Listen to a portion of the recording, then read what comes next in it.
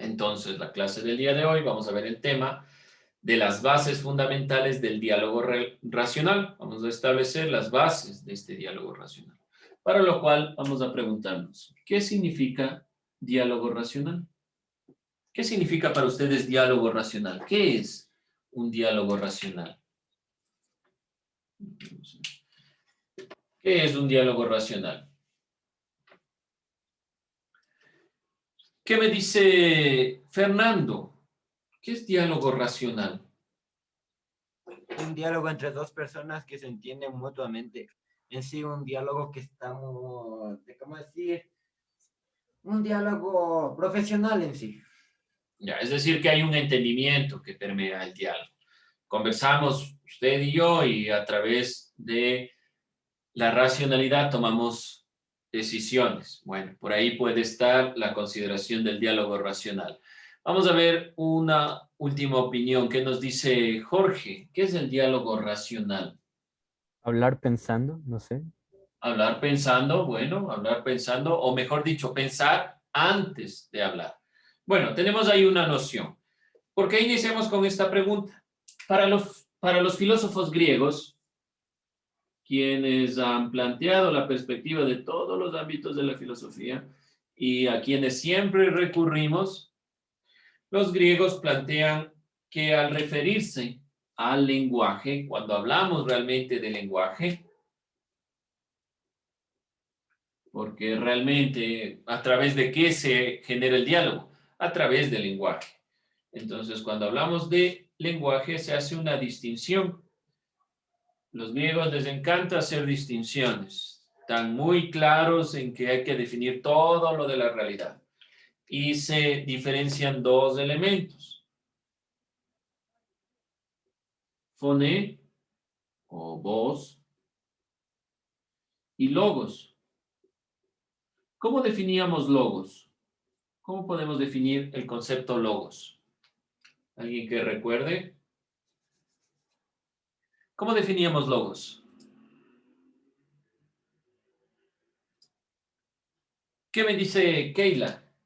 ¿Qué era logos?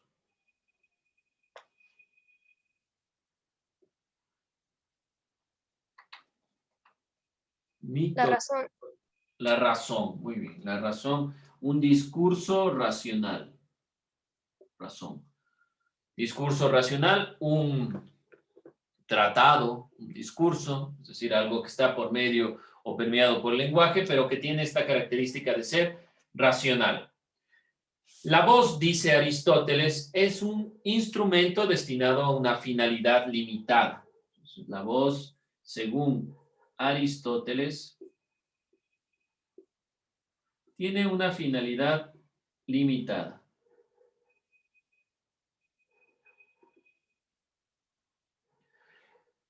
Transmite, comunica sensaciones, ya sean placenteras o dolorosas. A ese nivel se limita.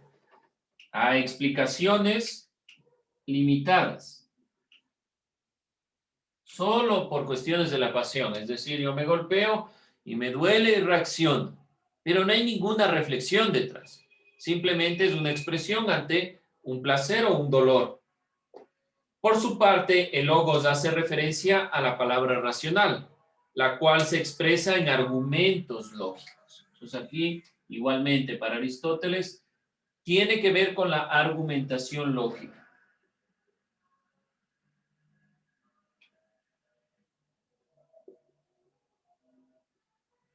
¿A qué se refiere esta perspectiva? Principalmente cuando damos opiniones que tienen un sentido lógico, un criterio detrás. Cuando ustedes prácticamente dan un criterio sin más, sí, no, una definición sin sustento, realmente estamos hablando solo de fonema. Viene la palabra fonema, los elementos que no tienen detrás una argumentación, una reflexión. En cambio, el logos debe ser el camino, según los filósofos griegos, especialmente Aristóteles. Por esta razón, el logos se relaciona con la política. La política se construye, dice Aristóteles, con estos animales lógicos o animales políticos, diferenciándose así de todos aquellos que se supone que no pueden articular un discurso argumentado. Para Aristóteles, el ser humano es el único que guía su conocimiento a través de la argumentación, de discursos argumentados. Los demás solo utilizan la voz como expresión de emociones. Ahora bien, la gran cuestión que se plantea sobre los griegos fue, ¿quiénes eran los que utilizaban foné y quiénes logos? ¿Quiénes son los sujetos que se consideran poseedores realmente de logos? La experiencia de la democracia griega muestra que algunos individuos, como es el caso de los extranjeros, mujeres y esclavos, eran considerados que estaban desprovistos de logos. Por lo tanto, no es todos los seres humanos, como decía Aristóteles. En la práctica, en la cuestión política, ¿y por qué planteamos esto? Una de las críticas también de la filosofía latinoamericana y de algunas posturas de la filosofía en general ha criticado esta visión dual, donde las mujeres, los extranjeros y los esclavos solo tenían foné y no tenían logos. ¿Quiénes serían prácticamente dentro de la democracia griega los que tienen logos? Los ciudadanos. Por lo tanto, hay una gran división aquí, hay una consideración, hay que tener claro esta perspectiva.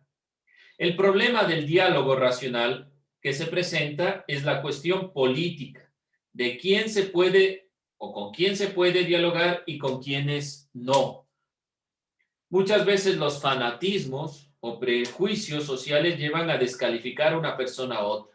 Por lo tanto, el diálogo racional debe estar permeado sobre todo por el respeto a las diferentes opiniones, cosa que en los griegos, aun cuando plantearon elementos filosóficos, no se dio del todo, como podemos observar ahí. Hay elementos que realmente no se pudieron dar. ¿Qué perspectiva puntualmente? Que el logos era solo para un grupo, no para todos. Bien, esto dentro de la consideración de los griegos. En este escenario, en esta perspectiva, es de suma importancia recuperar la idea de que todos los sujetos poseen la capacidad de diálogo. Aquí hay que tratar de romper la perspectiva griega. ¿Dudas, opiniones, cuestionamientos hasta ahí? Vamos con otro concepto que nos permita comprender de mejor manera este diálogo racional. El concepto de razón instrumental.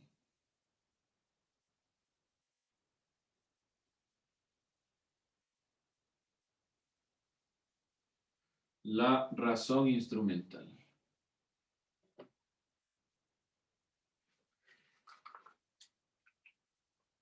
En el siglo XX, sobre todo en la Primera, la Segunda Guerra Mundial, específicamente la Segunda Guerra Mundial, dos filósofos, que bueno, no fueron solo estos dos, pero que se conocen como la Escuela de Frankfurt, Theodor Adorno y el filósofo Max Horkheimer, hablaron de la razón instrumental. La razón solo como instrumento. Horkheimer.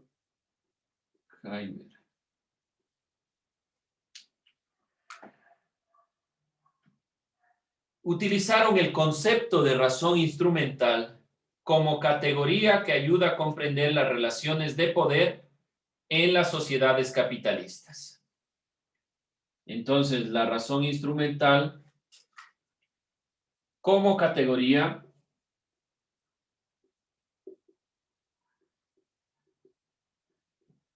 como una categoría que ayuda a comprender, para comprender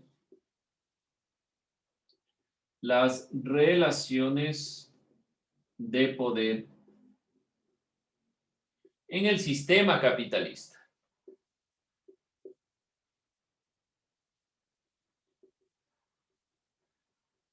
¿Qué se dan cuenta estos dos filósofos? A ver, hemos tenido dos guerras, sobre todo la Segunda Guerra Mundial, pero el modelo capitalista ha planteado que el capital es el único fundamento y se ha preocupado principalmente por un gran desarrollo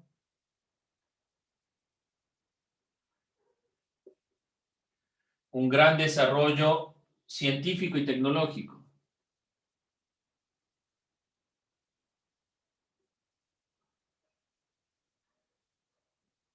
pero no para ayudar a la humanidad específicamente, sino principalmente para ganar dinero, para adquirir más capital.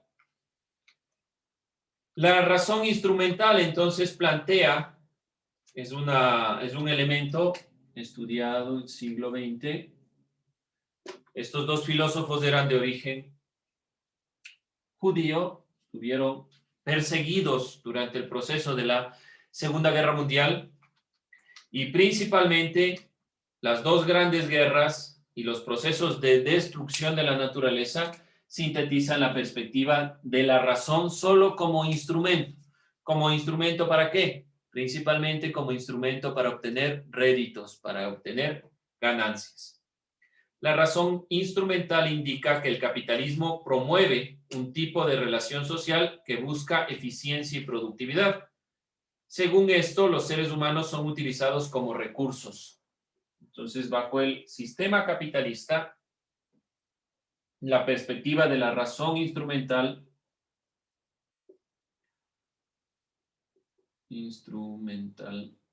plantea la perspectiva de que el ser humano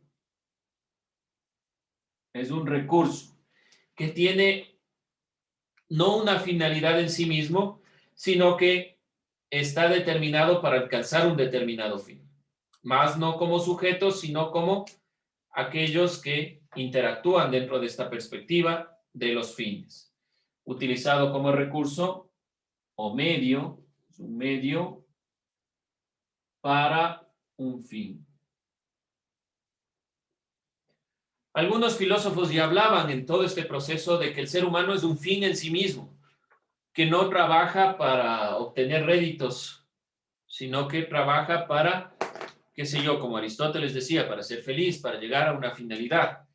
Pero en la época de la Segunda Guerra Mundial, principalmente, se comprende a través de la razón instrumental al ser humano como un medio para un fin.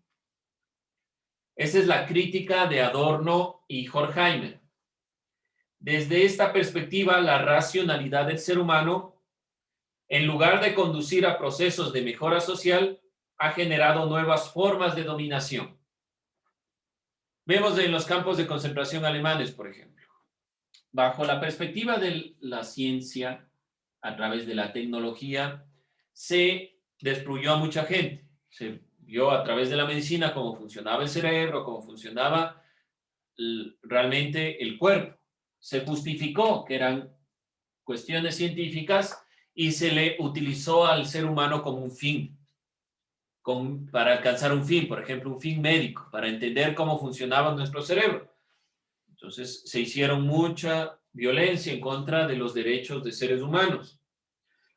Esa es la crítica de Adorno, pensar que la razón es simplemente un instrumento, no que nos permite alcanzar conocimiento, sino que nos permite dominar, una forma de dominación, reduciéndole al ser humano a un mero instrumento.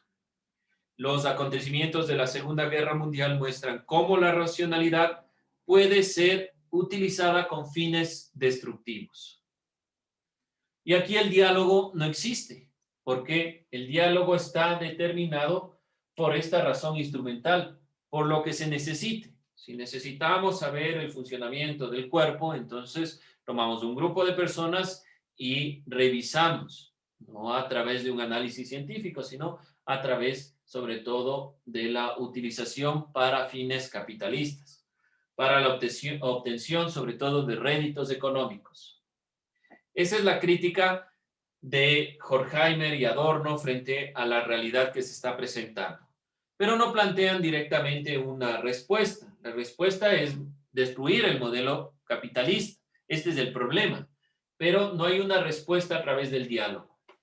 Y finalmente lo que vamos a revisar permite plantear una postura filosófica que nos permita lo más posible alcanzar el diálogo racional.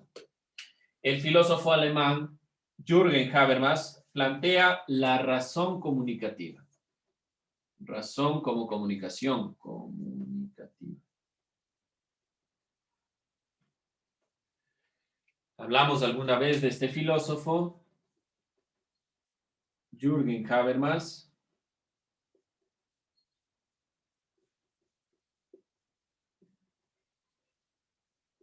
Es un filósofo alemán que toma como referencia los trabajos de Adorno y Horkheimer y retoma la crítica de la razón instrumental. Retoma esta crítica a la razón instrumental. La razón instrumental es la razón como instrumento para obtener algo más, al ser humano como instrumento para algo más. Pero a diferencia de Adorno y Horkheimer, Habermas busca un camino de reconstrucción de la racionalidad. Busca realmente lo que los griegos buscaban, guiar todo a través de la razón, pero no de un grupo, como era en la democracia griega, sino de todos y cada uno de nosotros que tenemos la capacidad racional. De tal modo que su propuesta teórica se orienta a ofrecer alternativas de cambio social. Busca la razón para generar cambio social. Para eso, Habermas utiliza el pensamiento de la razón comunicativa. Indica que la capacidad de razonar del ser humano no se limita al dominio científico. No es solo la razón, ciencia y tecnología, sino que más allá de esto, el pensamiento, la razón, es principalmente una dimensión lógica, la dimensión de la comunicación. Es lógica, es principalmente diálogo, comunicación. Comunicación. Recordando tal vez a Sócrates, ¿cómo generaba su análisis Sócrates? A través del diálogo, a través de la pregunta, a través del cuestionamiento, no a través de la tecnología y la ciencia, no a través de estos elementos. No quiere decir que Habermas está en desacuerdo con la tecnología y la ciencia. Quiere decir que no se va a centrar la razón en este único elemento, sino que sobre todo en la comunicación. La idea de Habermas consiste en pensar en el argumento del poder. Cambiar esta perspectiva del argumento del poder al poder del argumento, a la argumentación en sí mismo, el poder que tiene el argumentar. En el sentido del diálogo racional, los sujetos pueden deliberar sobre el tipo de sociedad que quieren, encontrar alternativas de cambio, de transformación. Por lo tanto, la razón comunicativa está ligada a la deliberación, deliberar. Dentro de esta perspectiva, propiamente, la deliberación, deliberar, es la idea principal de la razón comunicativa, la deliberación. ¿Y qué es deliberar? Es considerar atenta y detenidamente los pros y los contras de los motivos de una decisión. Es lo que les preguntaba al principio. ¿Qué es el diálogo racional?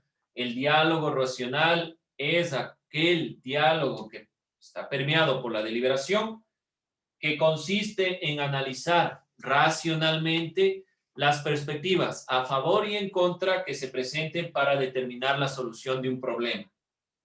El diálogo racional está en la base de toda acción social, puesto que toda persona aspira a que los demás le entiendan, le atiendan, pongan atención a la clase, por lo menos.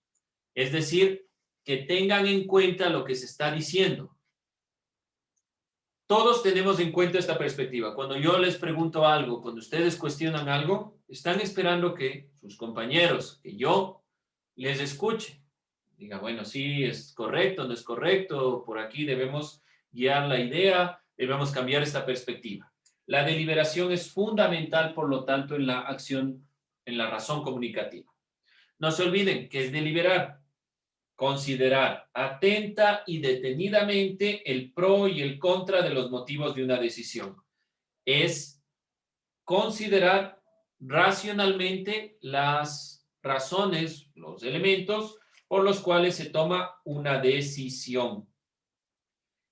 Esta forma de comprender la acción social se sitúa en la base de la democracia participativa.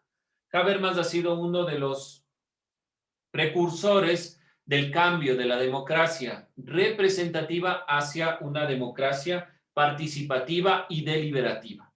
La democracia deliberativa y participativa ha sido fundamento en Jürgen Habermas. Dentro de la perspectiva que nos compete y hablando propiamente de la ética y el ser latinoamericano, directamente en América Latina, sin diálogo, no hubiéramos alcanzado un análisis crítico de la realidad. ¿Dónde se da propiamente la filosofía? Cuando se va generando una relación con lo político, con la realidad de los pueblos, con la realidad de todos y cada uno de nosotros que conformamos América Latina. Por lo tanto, el diálogo, la deliberación serán elementos fundamentales para comprender este pensamiento. Como vemos, estos elementos son tres alemanes, Habermas, Horkheimer, Adorno, ¿no? Es que son criterios latinoamericanos. Pero aún así, ¿por qué retomamos esta perspectiva? No quiere decir la filosofía latinoamericana que va a eliminar toda la filosofía europea, sino que realmente va a retomar elementos que sean importantes y este elemento de la comunicación y la deliberación serán fundamentales para el pensamiento latinoamericano. ¿Cuál va a ser su trabajo? Sencillo, no se olviden, tengan en su portafolio, como no estamos subiendo a Educay, vamos a tenerlo en nuestro cuaderno, pero por favor contesten estos trabajos que posteriormente les pediré, los suben a su portafolio para revisarlos. Defina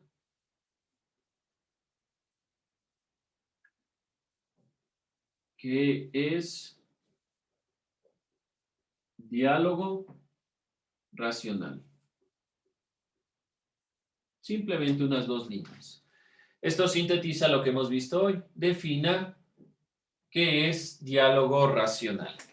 ¿Dudas, preguntas, inquietudes?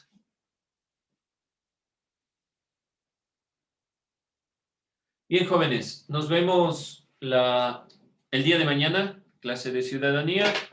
Cuídense mucho, no se olviden revisar esto. Con eso cerramos.